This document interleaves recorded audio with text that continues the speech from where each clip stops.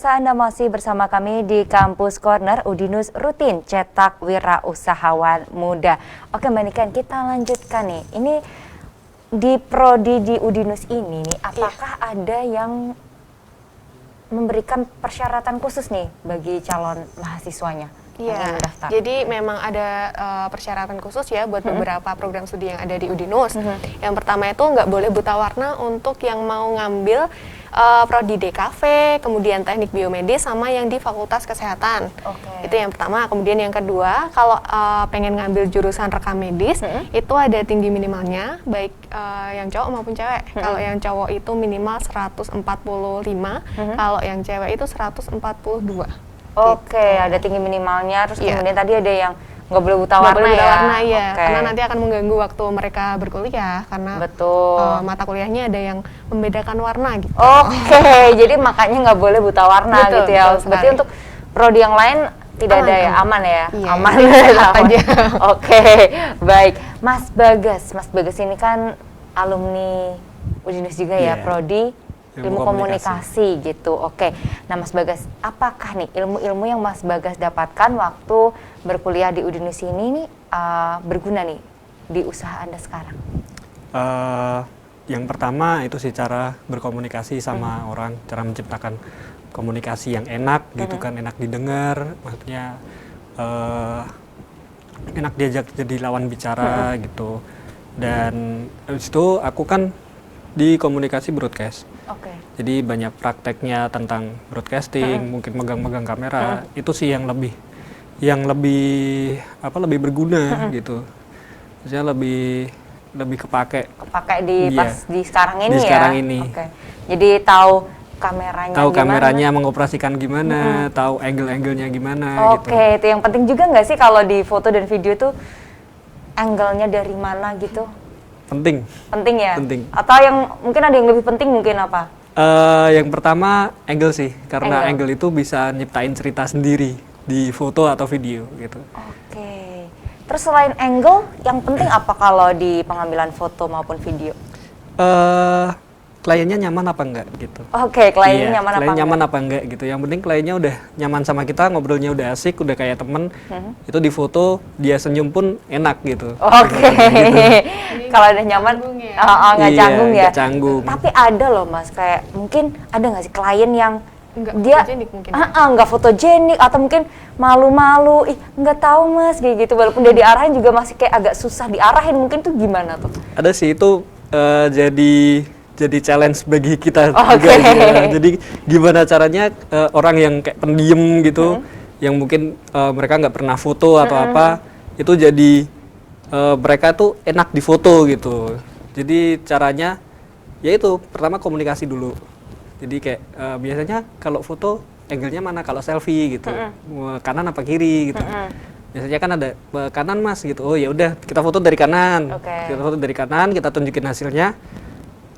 Kok kurang ya Mas gitu. Coba dari kiri ya, dari kiri kayak gini. Oh bagus, ya udah dari kiri gitu. Jadi kita kayak mengarahkan juga gitu loh, bagusnya di mana gitu. Kadang kan orang kalau mereka foto kan mereka nggak sadar karena mereka sendiri yang lihat gitu. Betul. Jadi kalau kita foto kita juga keren, Mbak, ini bagusnya kayak gini deh kayaknya. Oh iya Mas, yaudah gini aja. Enak ya jadinya ya. Karena orang kan nggak semua paham dan tahu juga kan. Jadi dikasih saran juga kayak gitu ya, diarahin. Lebih ke mengedukasi sih. Jadi sambil mengedukasi juga ya. Habis itu nanti dia jadi tahu. Jadi kalau selfie kiri nih. Malah jadi tahu ya. Gitu. Baik. Kalau di Jamu Buranti sendiri seperti apa? Apakah ada tantangan khusus buat kamu? Apa yang menjadi tantangan gitu di usaha kamu ini? Kalau tantangan sih mungkin dari usaha-usaha lain ya Kak. Soalnya dari mungkin kalau yang pemasaran online udah banyak, kalau dari pemasaran online saingan dari Jamu Buranti sudah banyak gitu ya. Iya, betul. Terus tapi solusi kamu apa tuh dengan usaha lain yang mungkin mirip gitu, maksudnya sama-sama jamu atau gimana? Biasanya lebih digiatin di promosinya gitu sih Kak. Kalau misalkan Instagram Ads, Facebook Ads, bisa di endorse juga di Foodgram itu sangat membantu sih. Berarti ini endorse juga gitu? Iya, betul. Ada endorse di mana aja biasanya? Kamu kemana? Lebih ke Instagram sih, Instagram Kak. gitu ya? Iya. Di temen Foodgram. mungkin atau foodgram gitu Iya. ya? Itu ngaruh banget nggak di penjualan kamu? Ngaruh banget sih, Kak. Jadi sesuai kayak kuliner gitu, lebih ngaruh di foodgram daripada di influencer. Oke ya, karena lebih langsung kena ke Iya, segmennya betul. gitu ya. Oke, baik. Kalau Mas Bagas apakah juga ikut seperti itu? Kalau aku cuma dari IG Ads aja sih. Terus Ads kadang aja kan kita motret itu ada yang kliennya mungkin influencer atau apa. Jadi mereka bakal nge-spill sendiri sih. Bener sih, biasanya aku di pakai tag kayak vendor, gitu iya, ya. aku pakai vendor ini gitu-gitu sih. Oke, baik. Mas Bagas, kalau menurut kamu gimana nih menempuh pendidikan di Udinus? Apakah dosen-dosennya tuh banyak membantu kamu gitu? waktu Membantu kuliah? sekali. Membantu sekali. Gitu ya. Nyaman ya? Dulu tuh waktu Iya, kuliah nyaman. gimana? Waktu kuliah nyaman sih. Jadi kayak lebih ke mengajarinya kita ngerti gitu, bukan kita yang ngapalin tapi kita ngerti. Oke, jadi bukan yang Bukan hafalan kita ya? yang ngapal enggak, tapi kita ngerti dan tahu cara mengaplikasikannya gitu. Oke, itu sih yang penting ya. Biasanya Iya. kan orang kadang ngejar nilai karena hafalan Karena aja hafalan gitu ya. aja, jadi enggak. Enggak, kalau di sini benar-benar dibuat mengerti gitu dibuat ya. mengerti. Oke. Kita paham betul itu. Gitu. Oke, baik.